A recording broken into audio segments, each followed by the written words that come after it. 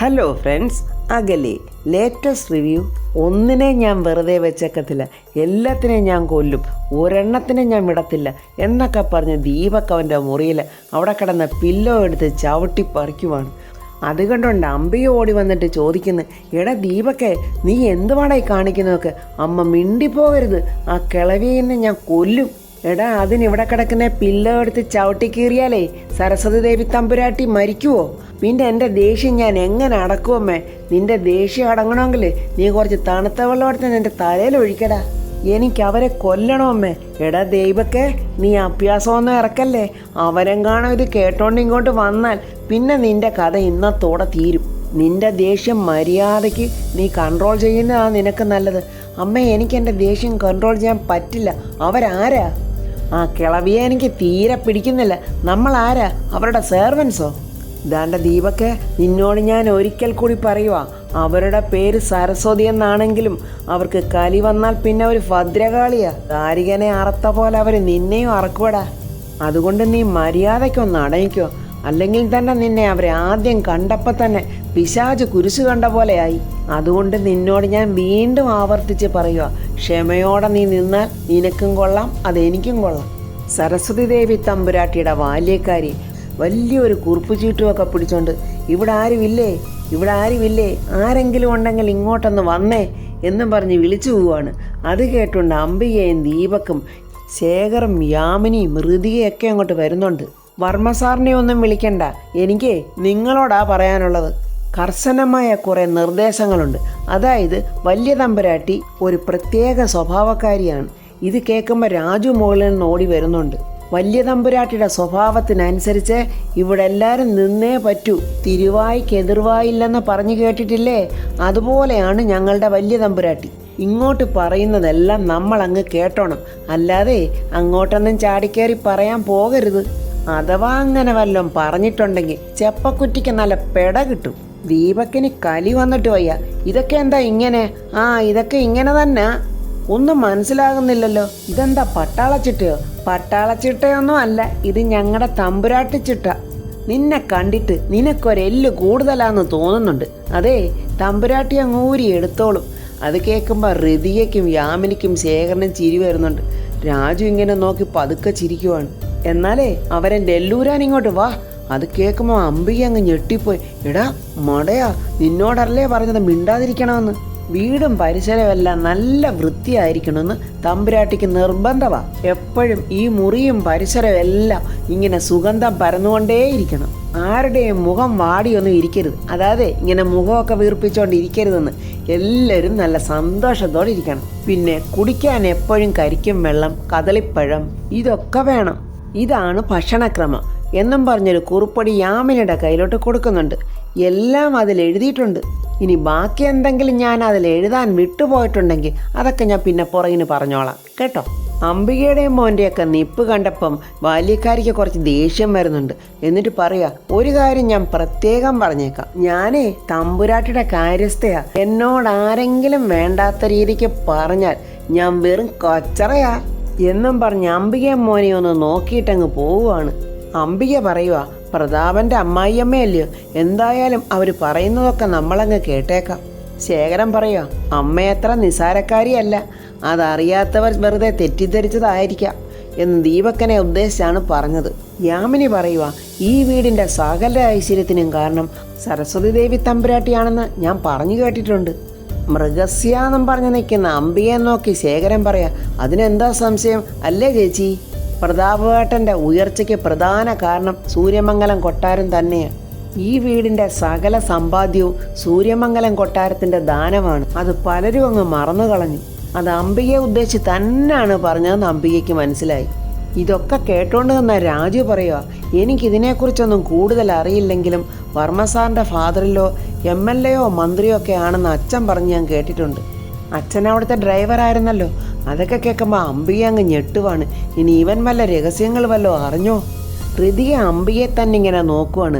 അംബികയുടെ പടപടപ്പും നിപ്പും ആ പേടിയൊക്കെ കണ്ടപ്പോൾ ഋതിക മനസ്സിൽ പറയുക, ഇവരെൻ്റെ അമ്മമ്മയുടെ മുന്നിൽ പല്ലുകൊഴിഞ്ഞ സിംഹത്തെ പോലാണല്ലോ നിൽക്കുന്നത്. അപ്പോൾ ഇതിലെന്തൊക്കെയോ കാര്യങ്ങളുണ്ട്. ഋതിക ചോദിക്കുക, ഈ സൂര്യമംഗലം കൊട്ടാരം അതെൻ്റെ അമ്മയുടെ തറവാടല്ലയോ? ശേഖരൻ പറയുന്ന അതേ മോളെ, എന്നിട്ടും എൻ്റെ അമ്മ എന്നിങ്ങനെ പറയുവാൻ.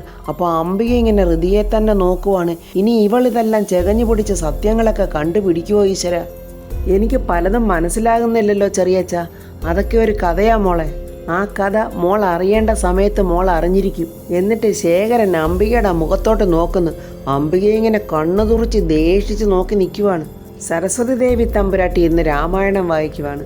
ബാല്യക്കാരി അടുത്തു നിന്ന് ഇതെല്ലാം കേൾക്കുക. കഴുതയ്ക്കുണ്ടോ കർപ്പൂരവാസന അറിയുന്നു എന്ന് പറഞ്ഞ പോലെ ബാല്യക്കാരി ഇങ്ങനെ നോക്കി നിൽക്കുക. അവൾക്കൊന്നും മനസ്സിലാകുന്നില്ല. ഇത് കേൾക്കാനും ഒരു സുമാറില്ല. എന്തു പാടുപെട്ട ഇതൊക്കെ വായിക്കുന്നത്. ഒരക്ഷരോട്ട് മനസ്സിലാകത്തതുമില്ല.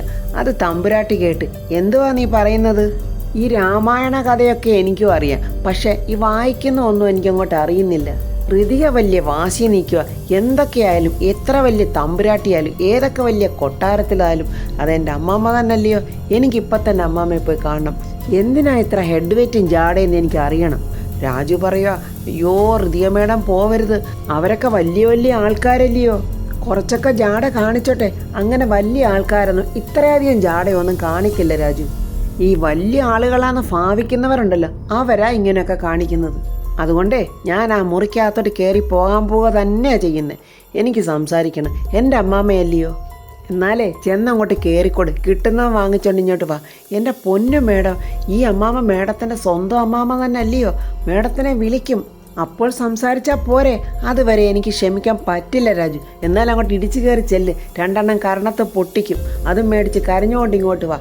ഋതിക മേഡം കരയുന്ന കാണുമ്പോഴേ എന്തു ചെയ്യാനാ, എനിക്കും സങ്കടം വരും. ഇനി എന്തൊക്കെയായാലും, എന്നെ രണ്ട് തല്ല് തല്ലിയാലും ആ മുറിക്കകത്തിരിക്കുന്നതേ എൻ്റെ അമ്മയുടെ അമ്മ തന്നെയല്ലയോ. പയ്യെ തിന്ന പനയും തിന്നാന്നേ മിസ്റ്റർ വേണു, അതായത് എൻ്റെ അച്ഛൻ പറഞ്ഞിട്ടുണ്ട്. അതുകൊണ്ടേ ഒരല്പം നേരം ഒന്ന് ക്ഷമിക്കണമെന്നാ എൻ്റെ ഒരു റിക്വസ്റ്റ്. അതൊന്നും പറ്റത്തില്ല രാജു, ഞാൻ അകത്തോട്ട് കയറുക തന്നെ ചെയ്യും എന്നും പറഞ്ഞ് ഋതിക രാജുവിൻ്റെ വാക്ക് കേൾക്കാതെ തമ്പുരാട്ടിയുടെ മുറിയുടെ ഡോറെ ചെന്ന് കടന്ന് തട്ടുവാണ്. തമ്പുരാട്ടി രാമായണം വായിക്കുന്ന ഒന്നും ഋതികയ്ക്ക് അറിയത്തതുമില്ല. ആദ്യമൊക്കെ പതുക്കെ ഒന്ന് തട്ടി നോക്കി. കഥക് തുറക്കാത്തപ്പോൾ ഋതിക അങ്ങോട്ട് പടപടപടാന്ന് തട്ടാൻ തുടങ്ങി. ആകെ ഡിസ്റ്റർബൻസ് ആണ് അകത്ത്. ദൈവമേ, തമ്പുരാട്ടി എന്തു പറയും എന്നും പറഞ്ഞ് പേടിച്ച് ബാല്യക്കാരി പതുക്കെ പോയി ആ ഡോറ് തുറക്കുവാണ്. ഋതിക ചിരിച്ചോണ്ട് നിൽക്കുന്നു. എന്ത് വേണം? അതെനിക്ക് അമ്മാമ്മയൊന്ന് കാണും. ഇവിടെ അമ്മാമ്മയും തുമ്മിക്കുഞ്ഞും ഒന്നും ഇല്ല. അകത്തിരിക്കുന്നത് തമ്പുരാട്ടിയാ. സൂര്യമംഗലം കൊട്ടാരത്തിലെ സരസ്വതിബായി തമ്പുരാട്ടി. ഒരു സിംഹവാ ദാണ്ട് ആ പൂച്ചക്കുഞ്ഞിനെ പോലെ പായലിരിക്കുന്നത്. ആ സിംഹം സടകുടഞ്ഞൊന്ന് എഴുന്നേറ്റിട്ടുണ്ടെങ്കിൽ കടി ഉറപ്പാ. അതുകൊണ്ട് മോളങ്ങ് പൊയ്ക്കോ. അത് പറ്റില്ല, എനിക്ക് അമ്മാമ്മയെ കണ്ടേ പറ്റൂ. കാണാൻ പറ്റത്തില്ലെന്നല്ലേ പറഞ്ഞത്? തമ്പുരാട്ടിയെ രാമായണമാ വായിക്കുന്നത്, അല്ലാതെ ഹൗവ ബീച്ച് എന്ന നോവലൊന്നും അല്ല. ആ രാമായണ പാരായണം അങ്ങാണം തടസ്സപ്പെടുത്തിയിട്ടുണ്ടെങ്കിലുണ്ടല്ലോ തമ്പുരാട്ടി പിന്നെ അതിലെ സൂർപ്പണയായിട്ടങ്ങ് മാറും.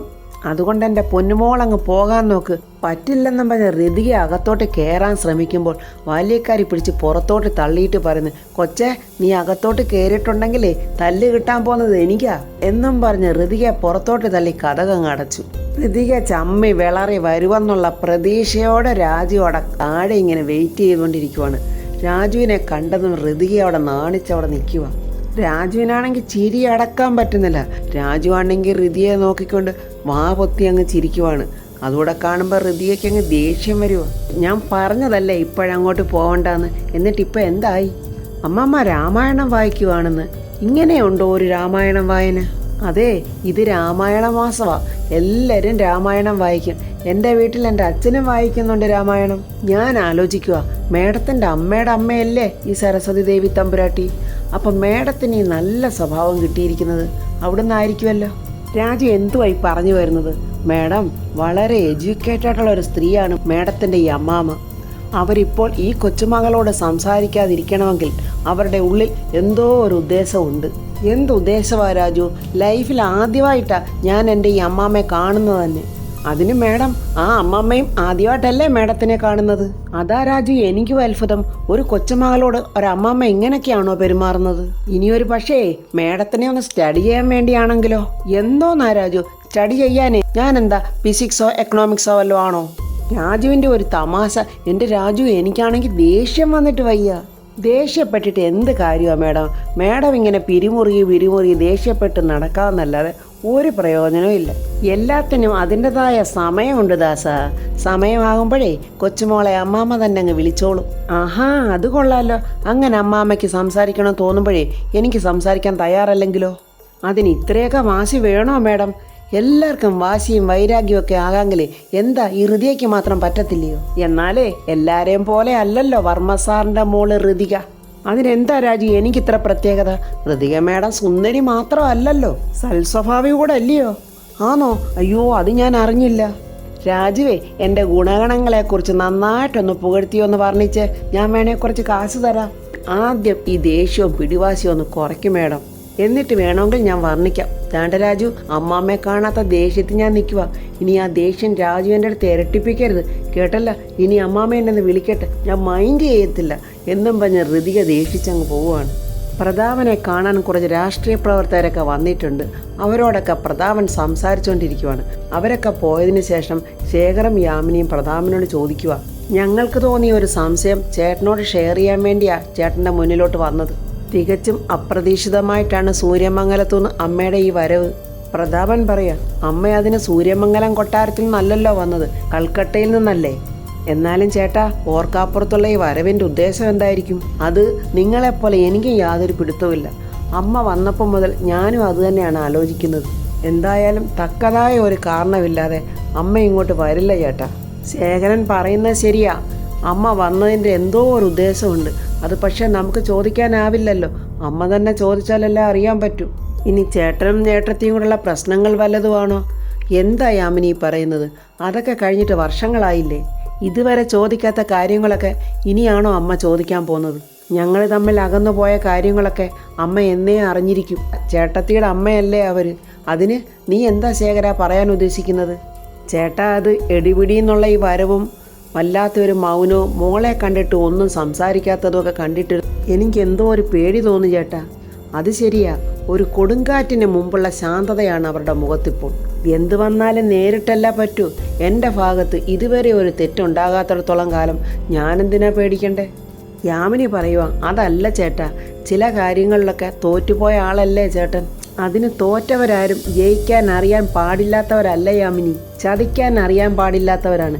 എനിക്ക് ദൈവം സൗഭാഗ്യങ്ങൾ വാരിക്കോരി തന്നു. ഇതൊന്നും ഞാൻ ആരെയും ചതിച്ചുണ്ടാക്കിയതല്ല. അതുകൊണ്ട് തന്നെ എനിക്ക് നെഞ്ച് നിവർന്നു നിന്ന് ആരുടെ മുഖത്ത് നോക്കിയും സംസാരിക്കാൻ പറ്റും. ഇനി ചേട്ടത്തിയുടെ അറിവോടുകൂടിയാണോ ചേട്ടാ അമ്മ ഇങ്ങോട്ട് വന്നിരിക്കുന്നത്? ഏയ്, അങ്ങനെയാകാൻ ഒരു സാധ്യതയില്ല. പണ്ടു മുതലേ തന്നെ അമ്മയും മോളും നല്ല അടുപ്പത്തിലല്ലല്ലോ. അല്ല, ഇനി അങ്ങനെ ആകുന്നെങ്കിൽ അങ്ങനെ ആയിക്കോട്ടെ. എന്തിനും ഏതിനും ഒരു അവസാനം വേണ്ടേ? ഈ കുടുംബത്തിൻ്റെയും ചേട്ടൻ്റെയും സമാധാനം പോവുമല്ലോ എന്നോർത്താ എനിക്ക് പേടി എന്നിങ്ങനെ യാമിനി പറയുക. യാമിനിക്കറിയില്ലേ, അല്ലെങ്കിൽ തന്നെ എൻ്റെ മനസമാധാനം നഷ്ടപ്പെട്ടിട്ട് നാളേറെ ആയില്ലേ. സൂര്യമംഗലം തറവാടിനോട് എന്നും എനിക്ക് നന്ദിയും കടപ്പാടുമുണ്ട്. എന്തായാലും എന്തു വന്നാലും നിങ്ങൾ പേടിക്കണ്ട. സരസ്വതി ദേവി തമ്പുരാട്ടി എനിക്ക് വാനപ്രസ്ഥം വിധിച്ചാലും അത് സ്വീകരിക്കാനും അനുസരിക്കാനും ഞാൻ തയ്യാറാ എന്ന് പറഞ്ഞിട്ട് പ്രതാപൻ എഴുന്നേറ്റങ്ങ് പോവുകയാണ്. രമ്യയുടെ അമ്മ രുക്മിണി പറയാ, എടി നീ വെറുതെ കിടന്ന് കയറ് പൊട്ടിച്ചിട്ട് എന്താ കാര്യം? കയറ് പൊട്ടിക്കാൻ ഞാനെന്താമ്മേ കാളയോ പശുവോ വല്ലോ ആണോ? ചില സമയത്ത് നിനക്ക് നാൽക്കാലികളുടെ സ്വഭാവമാണ്. ഇങ്ങനെ കിടന്ന് ബഹളം വെക്കാതെ കാര്യം എന്താണെന്ന് വെച്ചാൽ പറയടി പെണ്ണെ. അംബിക മേഡം എന്നെ ഇപ്പം വിളിച്ചായിരുന്നമ്മേ. അല്ലെങ്കിലും തൊട്ടതിനും പിടിച്ചതിനും ഒക്കെ ആ പെണ്ണും പിള്ളയ്ക്ക് നിന്നെ വിളിക്കുന്നതാണല്ലോ ശീലം. ആ രാജു ഋതികയോടൊന്ന് വർത്തമാനം പറഞ്ഞു കാണും. അതിൻ്റെ ഏഷണിയും കുട്ടിയാ നിന്നെ ഇപ്പം വിളിച്ചിരിക്കുന്നത്. അതൊന്നും അല്ലമ്മേ, വർമ്മസാറിൻ്റെ വീട്ടിലെ സൂര്യമംഗലം കൊട്ടാരത്തിലെ മഹാറാണി എഴുന്നള്ളിയിരിക്കുന്നു. മഹാറാണിയോ? എടി പെണ്ണെ, ഈ മഹാറാണിയും മഹാരാജവും ഒക്കെ അങ്ങ് 16-ാം നൂറ്റാണ്ടില. ഇപ്പോഴാണെങ്കിലേ അവരുടെ അനന്തരവാസികൾ പലതും എന്താ ചെയ്യുന്നതെന്നറിയാവോ? ലോട്ടറി ടിക്കറ്റും വിട്ടുകൊണ്ട് നടക്കുക. അയ്യോ എൻ്റെ അമ്മേ, ആ ഋതികയുടെ അമ്മയുടെ അമ്മ വന്നിട്ടുണ്ടെന്ന്. ആ, എന്നാൽ അതൊക്കെ ശരിയാ. അവരൊക്കെ പണ്ട് രാജ്യം ഭരിച്ചിരുന്ന്. ഇപ്പം അതൊക്കെ പറഞ്ഞുകൊണ്ട് വന്നാലേ കാരണത്തടി വീഴും. ഋതികയുടെ ഈ അമ്മമ്മ വന്നിരിക്കുന്നത് ഏതോ ഗൂഢ ഉദ്ദേശം വെച്ചോണ്ടാ. എടി, അവരെന്ത് ഉദ്ദേശിച്ച് വന്നതാണെങ്കിൽ അതവരങ്ങ് നടപ്പിലാക്കിക്കോട്ടെ. അയ്യോ എൻ്റെ അമ്മേ, അവർ വന്നിരിക്കുന്നതേ രാജുവിൻ്റെയും ഋതികയുടെയും വിവാഹം നടത്താനാണോ എന്ന് അംബിക മേഡത്തിനൊരു സംശയം. അപ്പോൾ ഫ്രണ്ട്സ്, രാജുവിൻ്റെയും ഋതികയുടെയും വിവാഹം സരസ്വതി ഫായ് തമ്പുരാട്ടി നടത്തി കൊടുക്കട്ടെ. ഋതികയുടെ അമ്മ പത്മാവതിയെ കണ്ടുപിടിക്കട്ടെ. പത്മാവതിയെയും പ്രതാപനെയും അങ്ങനെ ആ തമ്പുരാട്ടി തന്നെ ചേർത്ത് വെക്കട്ടെ. അംബികയും മോനെ അവിടുന്ന് അടിച്ചിറക്കി ചാണകവെള്ളം തളിക്കട്ടെ എന്നുള്ളതൊക്കെ റിവ്യൂമായി നമുക്ക് നാളെ കാണാം. എൻ്റെ ഈ റിവ്യൂ ഇഷ്ടപ്പെട്ട ലൈക്കും കമൻസും സബ്സ്ക്രൈബ് ചെയ്യാത്തവർ സബ്സ്ക്രൈബ് ചെയ്യണേ.